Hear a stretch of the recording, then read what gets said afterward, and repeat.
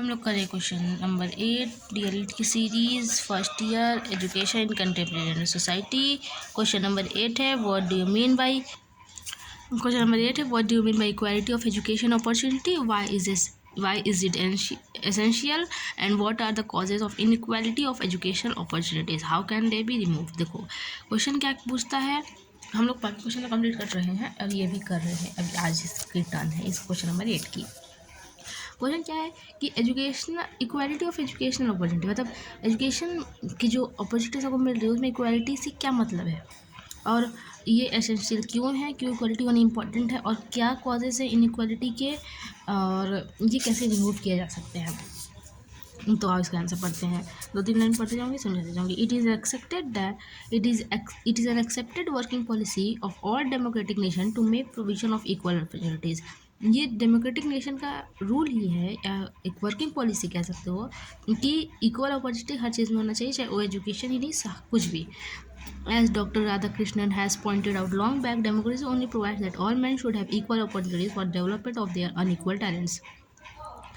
Doctor Radha Krishnan point out किए थे कि लॉन्ग बैक मतलब बहुत पहले कि democracy only provide that all man should have equal opportunities for the development of their unequal talents. मतलब डेमोक्रेसी सिर्फ कि बस मैन के लिए इक्वल अपॉर्चुनिटी है उनके अनइक्वल टैलेंट्स के लिए, उनको डेवलपमेंट करने के लिए, लेकिन ऐसा अब नहीं है, अब तो सबके लिए है। तो Indian constitution also as per the article, Indian constitution जो है 15, 16, 17, 38 एंड 48 ये सारे आर्टिकल गारंटी करते हैं, guarantee that the state shall not discriminate between person और account of their religious reason caste class.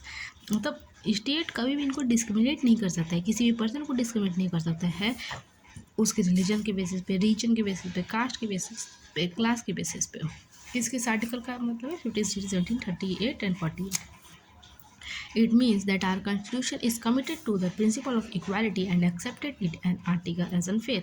देखो मतलब कि कॉन्स्टिट्यूशन जो कमिट करता है कि हम किसी के साथ भी इनइक्वालिटी फेस नहीं कराएंगे, हम सबको इक्वालिटी के थ्रू फेस करेंगे और देखेंगे। It is in tune with this spirit of the constitution that educational commission has observe thus one of the important social objective of education is to equalise opportunity. Education का एक important objective है कि सबके लिए opportunity equal हो, enabling the backward और unprivileged class and individual to use education as the lever of the for the improvement of their condition. मतलब कोई भी क्लास हो, कोई भी बैकवर्ड सोसाइटी हो, सबके लिए एजुकेशन इंपॉर्टेंट है। अभी हम लोग देखे थे कौन कौन सा पिछले क्वेश्चन में कि किसके लिए कौन कौन सा एजुकेशन, अरे मतलब किसके लिए एजुकेशन नहीं हो पा रहा है, कौन एजुकेशन नहीं ले पा रहा है, कौन से ऐसे क्लास होते हैं, तो वो हम लोग पिछले क्वेश्चन में कंप्लीट किए थे। Every society that value social justice and is anxious to improve the lot of common man and cultivate all available talents must ensure progressive equality of opportunity to all section of the population. देखो हर society में एक social justice होना चाहिए और improve करना चाहिए कि सबको सही टैलेंट्स को एक इक्वल अपॉर्चुनिटी मिले, फिर चाहे वो किसी भी सेक्शन का इंसान हो, कोई भी हो। This is the only guarantee of for the building of the egalitarian human society which the exploitation of the weak will be minimised. देखो अगर ऐसा होगा तभी हम लोग एक आगे बढ़ पाएंगे और लोगों का इनइक्वालिटी कम हो पाएगा और एक अच्छा नेशन बिल्ड होगा, ह्यूमन सोसाइटी अच्छी होगी इस बस इक्वालिटी मेंटेन करने से ही। अब देखो नीड क्या है, क्यों ऐसा है कि एजुकेशन अपॉर्चुनिटी इक्वल होनी चाहिए सबके लिए, तो वो पढ़ते equalisation of education opportunity is essential linked with the equality notions in the social system. The social system, which intends to provide equal opportunities for advancement of all, has to make provision for equal educational opportunities also। देखो equal opportunity रहेगी तो सब कुछ advance होता जाएगा, पीछे नहीं रहेंगे हम लोग। और ये इक्वालिटी अगर एक दूसरे से लिंक रहेगी तो सोशल सिस्टम एक अच्छा सिस्टम बनेगा, वरना सोशल सिस्टम खराब रहेगा। The need for emphasising the equality of opportunity in the education arises from various reason. काफ़ी सारे रीजन्स हैं कि क्यों एजुकेशन की जो अपॉर्चुनिटी है वो इक्वल होनी चाहिए, तो वो रीज़न अभी हम लोग यहाँ पर पढ़ते हैं। देखो रीज़न क्या है, equality of educational opportunities is needed for the establishment of egalitarian society based on social equality and justice. देखो इक्वालिटी रहेगी एजुकेशनल अपॉर्चुनिटीज़ में तो एक अच्छी सोसाइटी बनेगी जो कि सोशल इक्वालिटी और जस्टिस पे बेस होगी। इस it contributes to search for talents among all people of a nation. ये टैलेंट भी खोजेगा काफ़ी सारे लोगों में, अगर इक्वल अपॉर्चुनिटी रहेगी, सबको मिलेगा अपना अपना अपॉर्चुनिटी शो करने का टैलेंट, तो it is essential to ensure rapid advancement of nation. Advance होगा हमारा nation, it is needed for successful functioning and democracy. Democracy अच्छा फंक्शन करेगा। Educated and enlightened people can also have meaningful democracy. ये ensure करा पाएंगे educated people लोग कि हाँ डेमोक्रेसी सही से चल रही है। और it help to develop a closer link between man power need of society and the availability of skill person. मतलब अगर लोग पढ़े लिखे रहेंगे तो जो मैन पावर है सोसाइटी का, उसके बीच में उसके और स्किल्ड पर्सनल के बीच में एक लिंक बैठाएगा और लोग अच्छे से काम कर पाएंगे, क्योंकि लोग एजुकेटेड है, उनको पता है कि क्या काम कैसे होगा।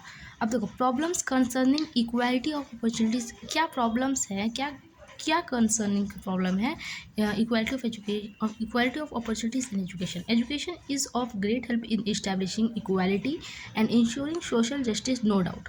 देखो एजुकेशन तो एक बहुत बड़ा हेल्प करता ही है कि इक्वालिटी और इंश्योरिंग सोशल जस्टिस इंश्योर करने में, इसमें कोई डाउट नहीं है। But the system of education itself can add to the existing inequalities और एटलीस्ट perpetuate द सेम। पर इनइक्वालिटी इसमें है, बात सही है। This has been the major problem in providing equal education opportunity for all. ये एक मेजर प्रॉब्लम है हमारे इंडिया में कि हम सबको इक्वल एजुकेशन नहीं दे पा सकते, उसमें हम इक्वालिटी मेंटेन नहीं कर पा रहे हैं। Inequality of education opportunity from the following reason, इसके कुछ रीजन्स हैं कि हम क्यों नहीं मेंटेन कर पा रहे हैं, क्यों नहीं हम मेंटेन कर पा रहे हैं सबके लिए। तो उसके रीज़न्स हैं, देखो क्या रीज़न्स है वो इंग्लिश में देखते हैं हम, क्या क्या रीज़न है क्यों नहीं इक्वालिटी मेंटेन हो पा रहा है। पहला रीज़न है inequality of education opportunity due to poverty of a large number of people, poor can not afford to meet the expenses of education. एक तो रीज़न है पुअर, पॉवर्टी, मतलब पुअर पीपल अफोर्ड ही नहीं कर पाते education को, एक ये रीज़न है। दूसरा रीज़न क्या है, children in rural area studying in poorly equipped schools have to compete with the children in urban area where there is a well equipped school. The poor exposure of rural children may lead to their poor performance। अब देखो जो गरीब बच्चे हैं वो poor school में जा रहे हैं, मतलब ऐसा स्कूल जहाँ पे ढंग का इंफ्रास्ट्रक्चर नहीं है, इक्विप्ड आइटम्स नहीं है, और वहीं जब वो अर्बन एरियाज़ के जो बच्चे हैं वो अच्छा पढ़ रहे हैं, अच्छे चीज़ों के साथ पढ़ रहे हैं, तो उसमें कम्पीट करने में ऐसा देखते हैं कि जो गरीब स्कूल के बच्चे हैं वो ढंग से परफॉर्म नहीं कर पा रहे, उनका परफॉर्मेंस बहुत पुअर है। In the places where no primary, secondary or collegiate education institution,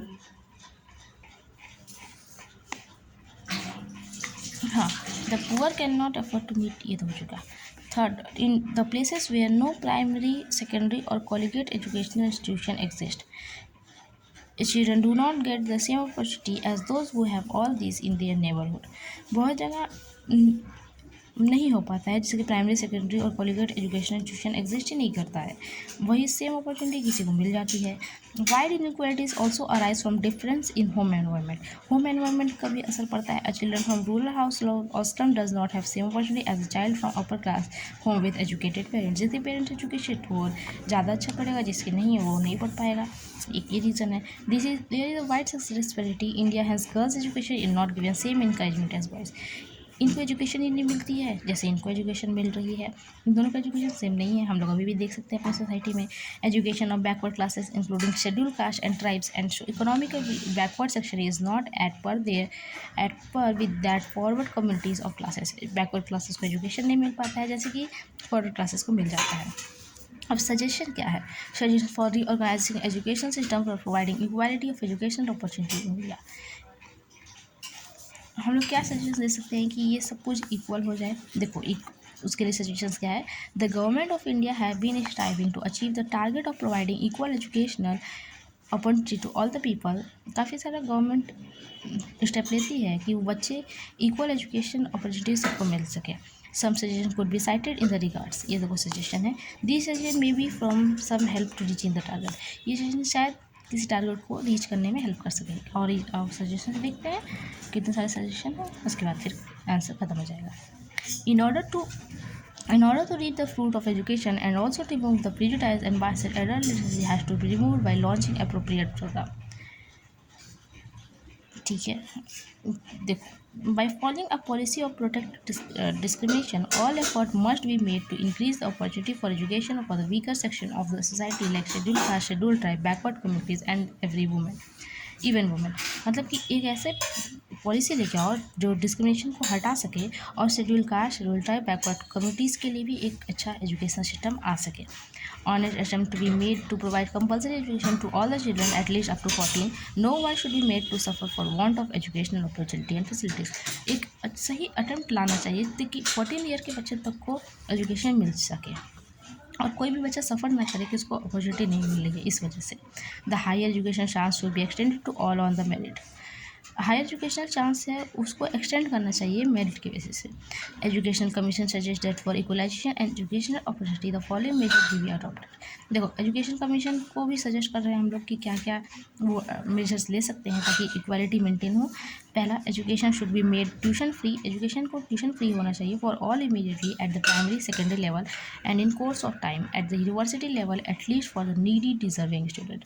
tuition free होना चाहिए और प्राइमरी सेकेंडरी लेवल पे तो जो कोर्स ऑफ टाइम भी मतलब उनके लिए ट्यूशन फ्री होना चाहिए, बस इतना जान लो, एटलीस्ट उनके लिए जो डिजर्विंग स्टूडेंट है। Free text book and writing material should be supplied eight primary stage पे। देखो एजुकेशन जो है उनको ट्यूशन फ्री तो होना चाहिए, ये तो बता दी। इवन उनको टेक्स्ट बुक और राइटिंग मटेरियल भी सप्लाई करना चाहिए, एटलीस्ट प्राइमरी स्टेज तक तो सप्लाई करना ही चाहिए। ट्रांसपोर्ट फैसिलिटीज़ भी उनको प्रोवाइड करनी चाहिए और हॉस्टल और स्कॉलरशिप के लिए भी पैसा मिलना चाहिए उनको ताकि वो आ जा सके और पढ़ सके। Facilities for students to earn a part of their educational expenses is that is earn while you learn scheme should be develop. ऐसे स्कीम बनानी चाहिए जिससे जिन बच्चे के पास पैसा नहीं है वो काम करते करते भी अपना अर्न करे और पढ़ाई भी सके। तो इस टाइप का कोई स्कीम आना चाहिए, अर्न व्हाइल यू लर्न, मतलब अर्न भी कर सको जब तुम पढ़ा रहे हो। There should be a liberal scheme for scholarship. Scholarship के लिए भी एक अच्छी स्कीम होनी चाहिए। Wide differences that are found in educational development in different state and district must be minimise to a desirable extent. मतलब कि जो इतना बड़ा डिफरेंस आता है किसी न किसी स्टेट और डिस्ट्रिक्ट को लेकर के उसको मिनिमाइज करना चाहिए। In the industrial countries, the idea of equality of opportunity is very firmly rooted.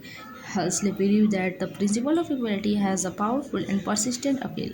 He further points out that it influences its reinforced in advanced society by the impersonal demand of the economy for efficiency, for a fluid labor force, and a rational allocation of jobs by test to fitness to fill them. तो कुल मिला के यही बात कही गई है कि अगर एक एजुकेशन होगा तो हर एक जॉब में लोग एलोकेट हो पाएंगे, उनको बाय टेस्ट और फिट मतलब एक अच्छा टेस्ट और फिटनेस के लिए देखा जाए और उनको उस हिसाब से जॉब में उनकी वैकेंसी को फिल की जाए।